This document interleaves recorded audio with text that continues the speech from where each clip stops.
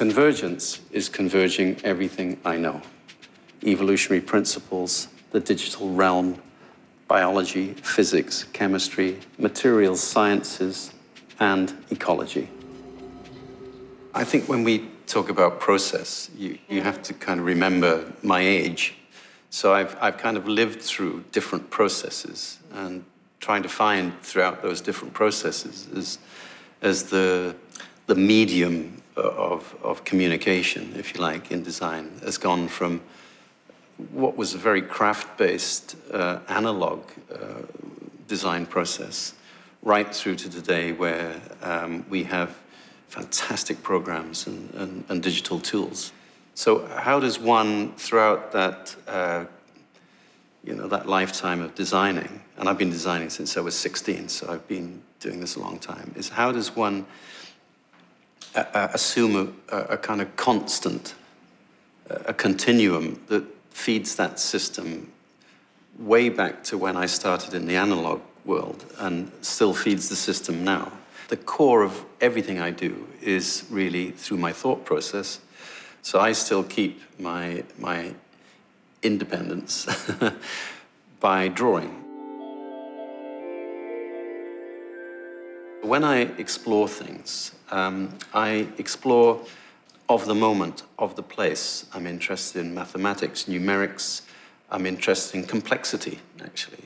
So the common denominator in my work always has been these notebooks. These become my best friend. They become the thing where I can document hopes, fears, utopia, dystopia. It was more a cloud of an idea rather than something specific. I realized that this is design. It's not an object, it's an intellectual process. And so out of that comes a kind of a love of communication, if you like. So my process today remains true to this. I thought this was great at one point. I decided that I could choose 8 objects from these different worlds of technology, nature, and art that if I had the money, I would acquire. Rosetta Stone, in fact. Church of the Light, a photograph by Hiroshi Sugimoto. Boccioni, Running Man. A globe of Mars. A mammoth skull. A satellite. Henry Moore's reclining figure. If you talk about the true digital design, there was an opportunity some years ago, 2 years ago, with United Nude made a project with a number of architects. There was Zaha, Fernando Romero, Ben van Berkel, Michael Young, and myself, to explore new territories within 3D printed footwear. So I went through the process of designing this shoe at least through 8 stages of trial and error. So that's how I begin, for example. And I was looking at gravitational forces. What would happen if a shoe were to literally grow vertically from the calf down to the floor and suspend the foot in the air. And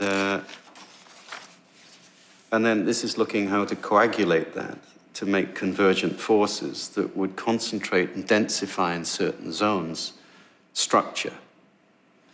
Remembering when you print, you have a minimum print diameter.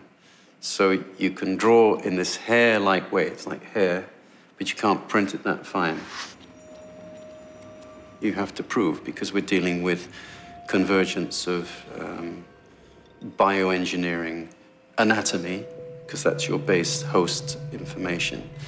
You're dealing with those gravitational forces, you're dealing with weight, displacement, and then you're dealing with material and the technology in order to fuse and form that material. Wow, I mean, that's a lot going on all at the same time. And of course, still dealing with the idea of suspension. Yeah, and what came out of that was the Ilabo gravitational shoe, and totally wearable, totally fits the foot. I see design process as a glitch, a mutational glitch, of course, organized and with an inertia from humans, but there needs to be something abstract that comes in order to initiate a new form of thinking. This is a mapping of where I was at that particular point in time. And I do that to see how I can draw linkages between everything that I'm doing to make sure it comes from me.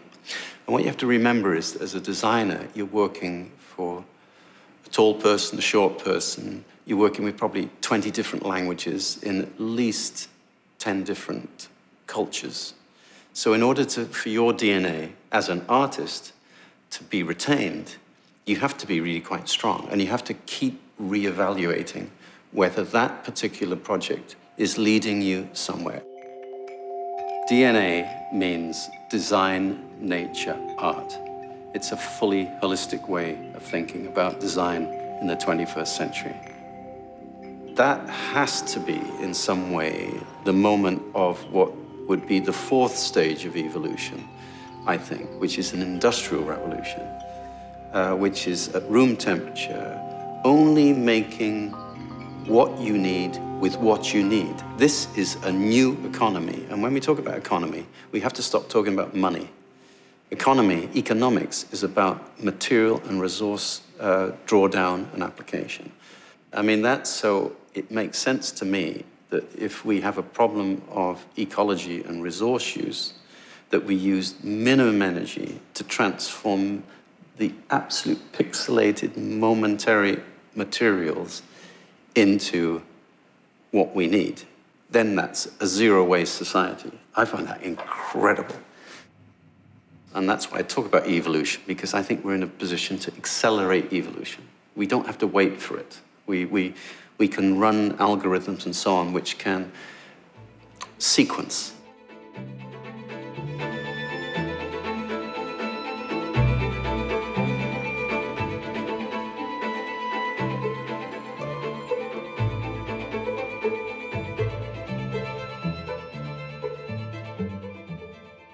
When I enter into a space like this, I'm so blown away, I kind of turn to silence.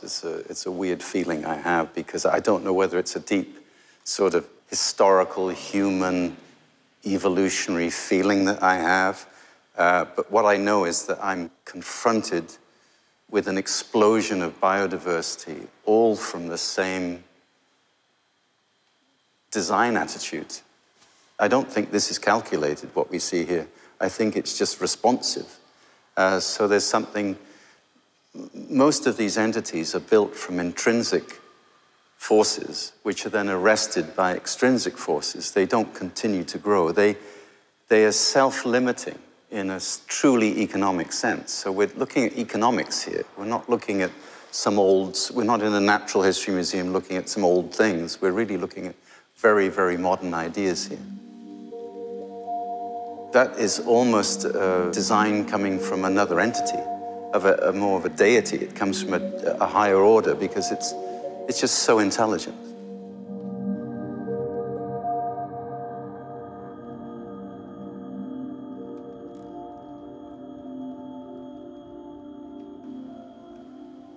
It's a beautiful specimen. I mean, it's really enormous. It's an enormous structure. And I'm always surprised by how such structures grow from almost relatively little input, but it's functional. That's totally functional. Nothing's there extraneously. But what intrigues me is you have the scapula here, which we all have, this large fan-like bone, and this lovely scooped shape, which rotates on this hemispherical bone formation. So for me, this is so understandable, and it should be understandable for everybody. But if you look at the spine here, The spine is very similar to my DNA staircase, which is in my studio, where you take one module and you keep rotating it.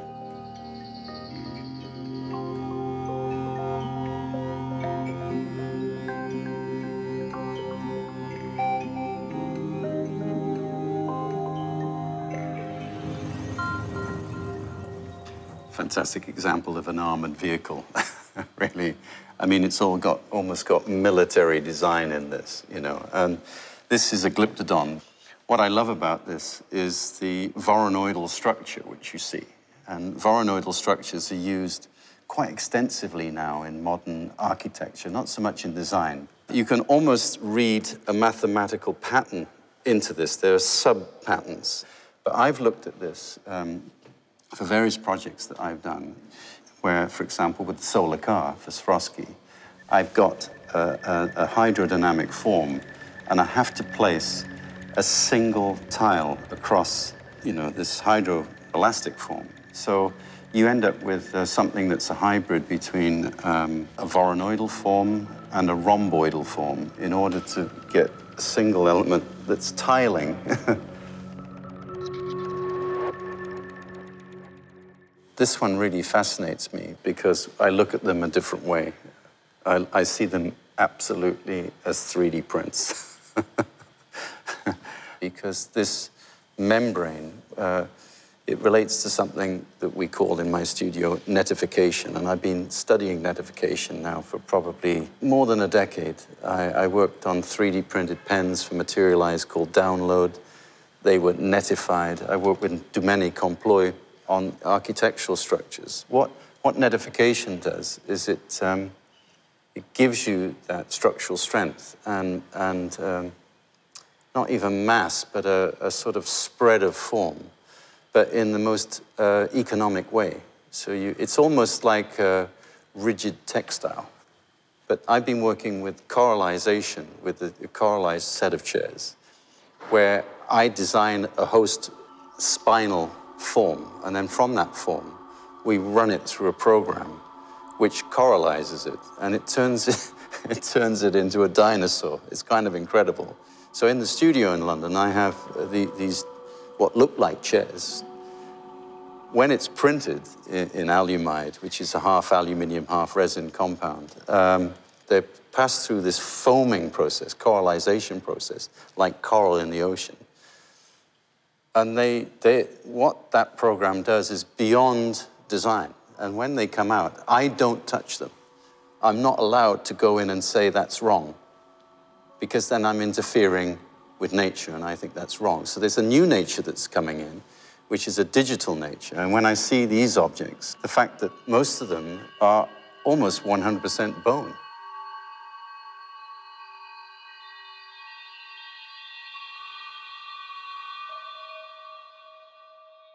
This Arsinotherium zitelli is an incredible example of organic essentialism.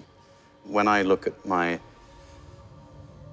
morphological pieces, my bioforms, my liquid shelves, anything that I work with, the liquid carbon bench, for example, I'm sucking away material, I'm drawing it out, almost like design is a form of animation. So what you see in this particular specimen is very similar in a way to what I've been doing about drawing out form from a single element. In my case, what I do is I thin and I reevaluate from the outside. So there are very strong parallels between this type of evolutionary growth and the work that I'm doing. But if you look at my ridon, if this was in carbon fiber, you'd have incredible proximity and trinity between those two elements. This is sugar prints, the prints from my machine of the ridon triptych. You know, and the ridon triptych is kind of very meaningful for me. It started as a man-machine study. What interests me is that it does appear as a sort of motorbike, as a complete form, but it's really not. And this is the first one, which I've had made in carbon.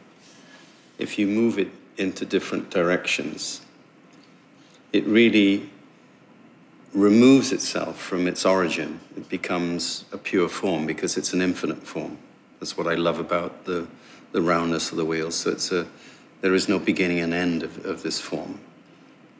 So the second one, what the second one does, so these are parts of the assumed inner core which you don't need, so they're removed in order to liberate the mass. This is something that Henry Moore studied, in fact, because he would put holes in his objects, not for effect, but to make sure that the surface was continuous from one side to the next.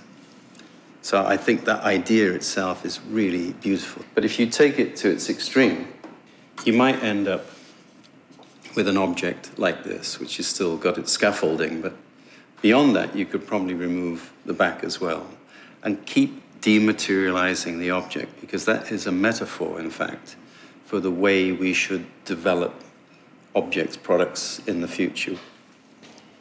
You know, that is exactly what the maquette does. It starts to abstract itself. I'll show you here. You know, what that does. So if you didn't really know what it was, I'd love to make a show where I would show multiples of this in different orientations. And so here, how to make an object that that functions in one way, but actually appears differently, is perceived differently. That does interest me.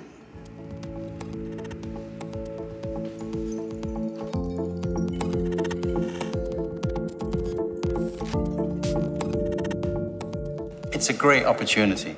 It's an incredible opportunity today because it's a new economy. It's not only a new aesthetic where we actually create things that we've never seen before with new principles like organic essentialism, lightness, dematerialization. Of course, less is more. So with these objectives in mind, you know, working with transportation systems to improve cities, so we improve the quality of our air.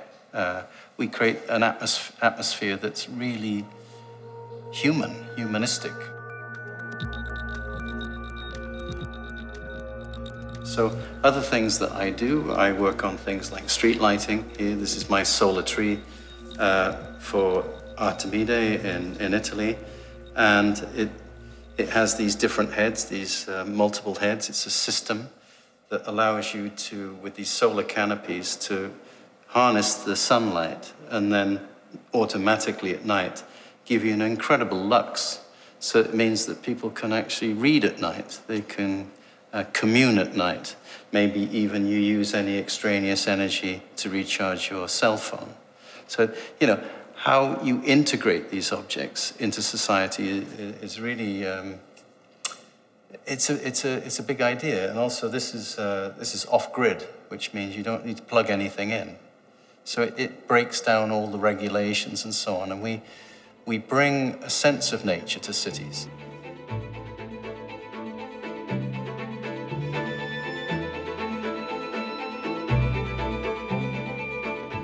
The show at the Pompidou is also there to break a little bit the perception of what a designer is.